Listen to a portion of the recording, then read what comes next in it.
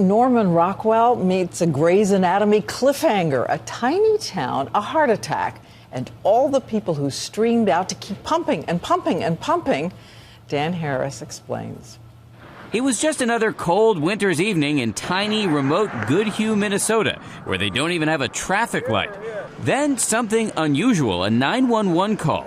911, what's the emergency? We're at Don Foods in Goodhue, and the guy just fell. A man named Howard Snitzer had hit the ground with a massive heart attack.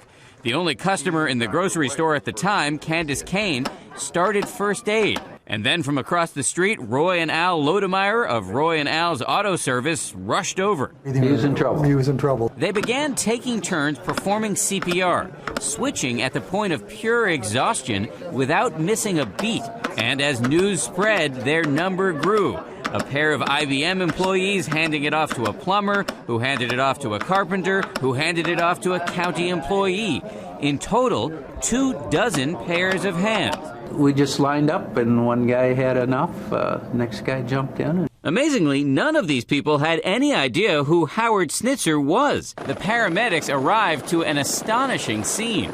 It was unbelievable. There were probably 20 in line waiting for their turn to do CPR. This lasted for 96 minutes until Howard's pulse started, and then they transported him to the hospital. We got 4 souls on board. 10 days later, he walked out of the Mayo Clinic miraculously healthy and incredibly grateful. I happened to have a king-size heart attack in the right place at the right time.